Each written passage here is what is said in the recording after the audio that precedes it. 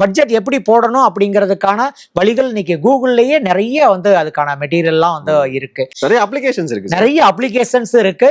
உங்களுடைய செலவுகளை கண்காணிக்கிறதுக்குன்னே சில அப்ளிகேஷன்ஸ் எல்லாம் வந்து உதாரணமா மணி மேனேஜர் அப்படிங்கிற ஒரு ஆப் இருக்கு. அந்த ஆப்ல நீங்க என்னென்ன செலவு செய்றீங்களோ அதெல்லாம் வந்து ஈஸியா வந்து குறிச்சு வைக்க முடியும். அப்படி குறிச்சு வைக்கிறதன் மூலமா மாச கடைசியில பாக்குறப்ப நீங்க எதுக்கு எவ்வளவு செலவு பண்ணியிருக்கீங்க, எங்க அதிகமா செலவு பண்ணியிருக்கீங்க, அனாவசியமா செலவு பண்ணியிருக்கீங்க அப்படிங்கிறத ஈஸியா கண்டுபிடிக்க முடியும்.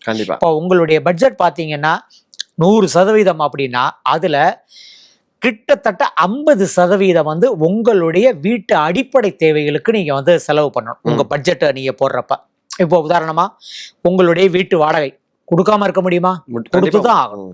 வீட்டுக்கு நம்ம ஹஸ்பண்ட் அண்ட் ஒய்ஃபு 2 குழந்தைங்க 3 வேளை சாப்பிடணும்.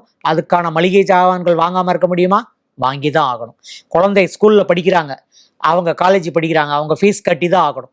நம்ம ஆபீஸ் வர்றதுக்கு வந்து இது எல்லாமே வந்து அத்தியாவசியமான செலவுகள். இதுக்கு 50% உங்களுடைய பணத்தை நீங்க ஒதுக்கிறது நல்லது. சரி, அதுக்கு அடுத்து ஒரு 30% வந்து உங்களுடைய ஆசைகள். மனிதனுடைய அடிப்படை இயக்கத்துக்கு காரணமே வந்து ஆசை. அந்த ஆசையை நிறைவேற்றலன்னா நம்ம எல்லாம் சாமியார்கள் கிடையாது. நமக்கு வந்துட்டு ஆயிரம் ஆசைகள் இருக்கு. ஒரு ஊருக்கு போய் பார்க்கணும், ஒரு சுற்றுலா போகணும், அல்லது வந்து ஒரு ஒரு கொடைக்கானல் போகணும், ஊட்டி போகணும், ஒரு கார் வாங்கணும், ஒரு நல்ல வீடு வாங்கணும். இந்த மாதிரி நிறைய ஆசைகள் இருக்கு. இந்த ஆசைகளை நிறைவேற்றுறதுக்காக ஒரு நல்ல சினிமாவுக்கு போகணும், ஒரு புத்தகத்தை வாங்கி படிக்கணும், இந்த மாதிரி நிறைய ஆசைகள். இந்த ஆசைகள்லாம் நிறைவேற்றுறதுக்கு உங்களுடைய 30% பணத்தை நீங்க வந்து ஒதுக்கலாம். மிச்சம் இருக்கிற 20% உங்களுடைய எதிர்கால தேவைகளுக்கு நீங்க கட்டாயமா ஒதுக்கி ஆகணும். இந்த மாதிரி பண்ணுங்க. வந்து 50-30-20.